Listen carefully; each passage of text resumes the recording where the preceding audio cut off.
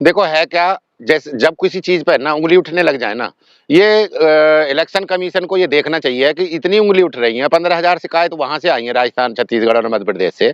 तो उनका निस्तारण सब यही बोल रहे हैं कि हमने वोट कास्ट किया था और हमारे बूथ पे हमारा ही वोट नहीं निकल रहा है। तो इसका मतलब शक पैदा होता है, और शक पैदा कर जो पैदा अगर हो गया है, तो ये चुनाव आयोग का नैतिक कर्तव्य बनता है कि वो अपना इस चीज को क्लैरिफाई करे, जनता के सामने बिल्कुल क्लियर करे, उसको क्लियर कट करे। और दूसरी बात ये है, देखो कोई भी चीज है जो इलेक्ट्रॉनिक चीज है वो हैक हो सकती है। वो कुछ उसका कुछ भी किया जा सकता है। जो इलेक्ट्रॉनिक चीज का मतलब मोबाइल हुआ, हो कोई गाड़ी हो, देखो गाड़ी भी होती है, उसमें भी इलेक्ट्रॉनिक चिप लगी होती है। अगर उसको आप चेंज कर दो, निकाल लो, तो गाड़ी भी स्टार्ट हो जाती है। तो सारी चीजें ये है कि जितने इलेक्ट्रॉनिक आइटम है उनका कुछ भी हो सकता है। देखो आज की डेट में नीचे बैठ के जब आप चंद्रयान पे जा सकते हो, और यहीं से धरती से बैठ के, और यहाँ से बैठ के आप 5,000 किलोमीटर तक का कोई भी मिसाइल भेज सकते हो, और कहीं से भी किसी को भी लॉन्च कर सकते हो। तो ये जरूरी है चुनाव आयोग को कि उसको फ्री और फेयर इलेक्शन उसको करना चाहिए। जब डेमो दिखा रहे हैं, लोग बता रहे हैं कि तुम्हारी हैक हो सकती है, और हैक हो रही है, क्योंकि ज्यादा ट्रांसपेरेंसी जब थी, क्योंकि ये जो हमारा वीपीपैट आता है ना, वीपीपैट क्लियर नहीं है, उसके आगे पहले ट्रांसपेरेंट मिरर लगा हुआ था, वो हटा के अब इन्होंने ब्लैक शीशा लगा दिया उस पर। जब ब्लैक लगा दिया, ब्लैक लगाया क्यों है, उसका शक हो रहा है पैदा। दूसरी बात, वीपीपैट अगर तुम करवा रहे हो तो 10% रैंडमली क्यों करवा रहे हो, 100% कर दो। वो तो इतना ही उसमें देखो खर्चा आना है, उतना ही स्टाफ लगना है, उतना ही सब कुछ लगना है। बस अपनी वो पर्ची निकालेगा आदमी जो वोट डाल रहा है, और अपने बक्से में डाल देगा, वहीं वहीं नीचे बक्सा रख दो, फाड़ेगा और उसमें डाल देगा। तो उसमें जा क्या रहा है, वो भी काउंट हो सकती है। देखो ये इलेक्शन, ये सरकार और इलेक्शन आयोग दोनों उसमें आ रहे हैं सबके घेरे में।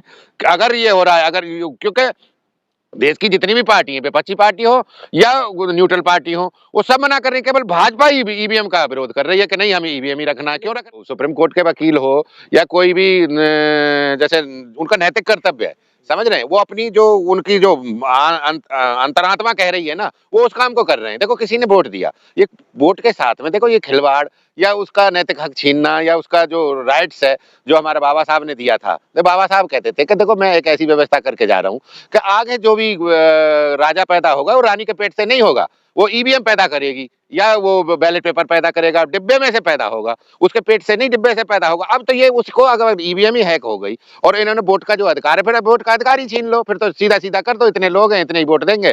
फिर जब तुम्हें ट्रांसपेरेंसी रखनी नहीं है और किसी को दिखाना नहीं है, किसी की बात को नहीं मानना, तो अपने हिसाब से ही करो। समझ रहे हो? तो ये देखो, ये जो वो हैं सुप्रीम कोर्ट के जो वकील है ना, पारचा साहब, और वो जो हमारे भानु प्रताप सिंह, उनका बेचारे दोनों जो कर रहे हैं ना, ये बहुत बढ़िया उन्होंने स्टेप ले रखा है। और वो अपने लिए नहीं कर रहे हैं, इस जनता के लिए, इसके लिए, आगे आने वाली पीढ़ी के लिए। उसको भाई एक रेडियो है, किसी ने बना दिया है, तो दूसरा रेडियो बना दिया, जैसे वो उसको दिखा रहे हैं, उसको दूसरे रेडियो से चला के देखा, ऐसे हैक हो सकता है।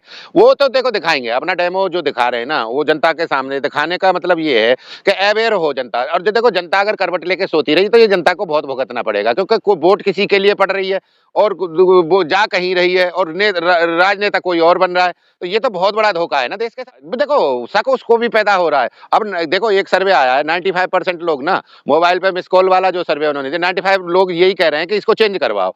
अगर चेंज नहीं हो सकती है, ठीक है, तुम्हें ये लग रहा है कि देरी होती है चुनाव में या पैसा खर्च होता है, तो ठीक है, वो तो वीवीपैट तो फिर भी लगी हुई है मशीन, पूरे वो निकालो, उसको ट्रांसपेरेंट करो, शीशा को काला हटा के उसको वैसा करो, और उसको फाड़ के एक डाल देगा। वो एक ही सेकंड का तो काम है, बस 1 सेकंड बचेगा। जैसे वीवीपैट में से निकलेगी पर्ची, निकाल के उसमें बक्से में डाल दो। और जब किसी को शक हो, सुबह हो, और जिसको भी कोई भी ऑब्जेक्शन होगा, मान लो 2 कैंडिडेट हैं और मार्जिन उनके कम है हार जीत का, तो वो उसको अगर शक पैदा हो रहा है तो ठीक है, उसको भी बक्से को भी गिन लिया जाएगा।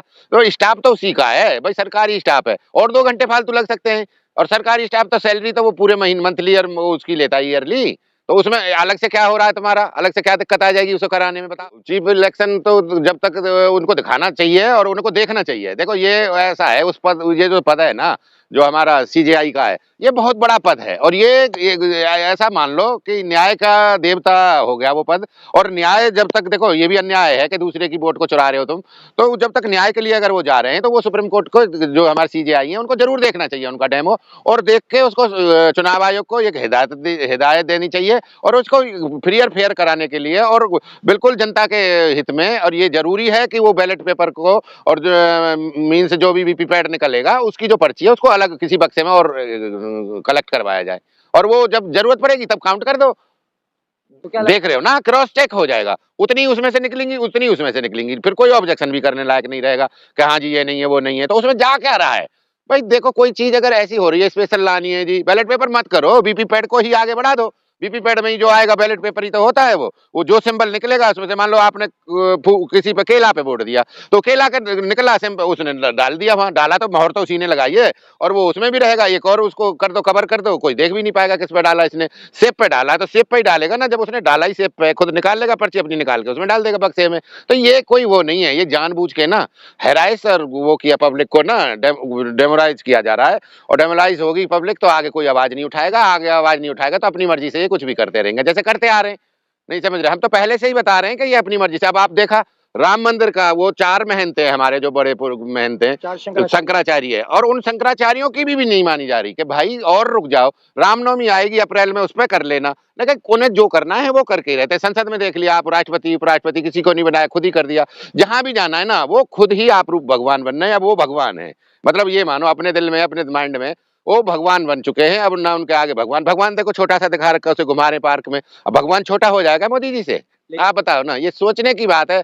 क्या कहाँ जा रहा है देश, हमें तो ये पता चल नहीं रहा। अब देखो भुगतेंगे जो भी है, जो पब्लिक के जो कर्म है, ये तो भुगतने तो पड़ेंगे ही। पब्लिक तो भुगतेगी भुगतेगी। होर्डिंग बड़ी नजर आती है और जो है रामलला की होर्डिंग छोटी। होर्डिंग नहीं, पार्क में घुमाते हुए दिखाया जा रहा है। होर्डिंग तो अलग बात है, फोटो छोटे दिखाए जा रहे हैं। बचपन का छोटा फोटो दिखाया जा रहा है, इतना बड़ा, और मोदी जी इतने बड़े।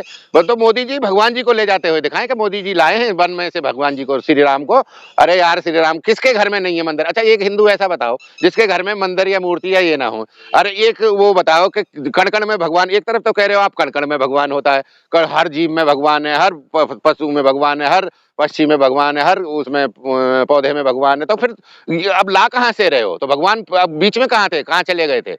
ये तो बताओ यार, ये जो वो कर रहे हैं ना, अब ठीक है अपने वोट बैंक के लिए तुम कर रहे हो। और देखो ये एक आस्था का केंद्र है, इसको धर्म को और राजनीति को इन्वॉल्व नहीं करना चाहिए, इनका ये फर्ज नहीं। आप करवाते, शंकराचार्य से करवाते, बहुत सारे महामंडलेश्वर हैं, महंत है, नहीं समझ रहे, वो करते अपने आप करते प्राण प्रतिष्ठा, आप उसको प्रचार कर देते, आप उसको एडवर्टाइजमेंट करके अपना पैसा उनको वो दे देते। पैसा हालांकि वो तो अपने आप ही इतना ज्यादा आ गया है कि वो अभी तो उसका ब्याज जो 92 में 1400 करोड़ आया था, उसका ब्याज ही पूर्ति नहीं हो पा रही है, उससे ही बन गया मंदिर। इस जनता के ना देखो भावनाओं से खेल रहे हैं, और भावनाओं से खिलवाड़ इस राजनीति के लिए और इस देश के लिए बहुत अच्छा नहीं है संकेत। अब ये खतरे में, लोकतंत्र तो देखो खतरे में उसी दिन से है जिस दिन से मोदी जी आए, क्योंकि उन्होंने, उनका जो ट्रैक रिकॉर्ड है ना, और जिस हिसाब से वो बना रहे हैं इसको, उसको जबरदस्ती कर रहे हैं, कहीं कुछ कर रहे हैं। आप देख रहे हो राहुल जी की यात्रा वहां निकल रही है आसाम में, इन्हीं का एमएलए है, इन्हीं का एमपी है, इन्हीं का मुख्यमंत्री है, इन्हीं की सरकार है, उस पर गाड़ी पे पत्थर फेंक रहे हैं। जो और गाड़ियां हैं, जो छोटी छोटी गाड़ियां, उनको तोड़ दिया, होर्डिंग और वो तोड़ दिए सारे। बताओ ना, तो ये लोकतंत्र जिंदा रहेगा? ऐसे तो खतरे में जाना ही है। और उनका सांसद है, वो ही पास बना रहा है, वो ही संसद में भेज रहा है उनको। पीछे जो अभी 4 लड़के और वो गए थे अंदर संसद में, और उसके खिलाफ कुछ नहीं हो रहा। 140 विपक्ष के सांसद हैं, वो टर्मिनेट कर दिए, सस्पेंड कर दिए। तो ये देखो ना, और वो देखो वहां वाली थी महुआ मोत्रा, उसने अपना पासवर्ड केवल उसको दे दिया था अपने किसी आदमी को। भाई हम भी हैं, हम पे कंप्यूटर नहीं आता चलाना, तो हम भी दे देते हैं, ले भैया पासवर्ड करके हमारा ये काम कर दे अपने मोबाइल से, या ईमेल आईडी दे देते हैं किसी को भी, मार्केट में भी कर दे देते हैं किसी को भी। तो ये थोड़ा ही है उसका मतलब कि वो टर्मिनेट कर दिया, उसको टर्मिनेट ही कर दिया। सस्पेंड भी छोड़ो, टर्मिनेट, अपने को कुछ नहीं करते। तो ये देखो, ये 2 तरह की राजनीति है। वॉशिंग मशीन लगी हुई है, कुछ भी कराओ और उसमें लौट जाओ आके भाजपा की में, और उसके बाद में क्लियर और नीट एंड क्लियर होकर बाहर निकलो।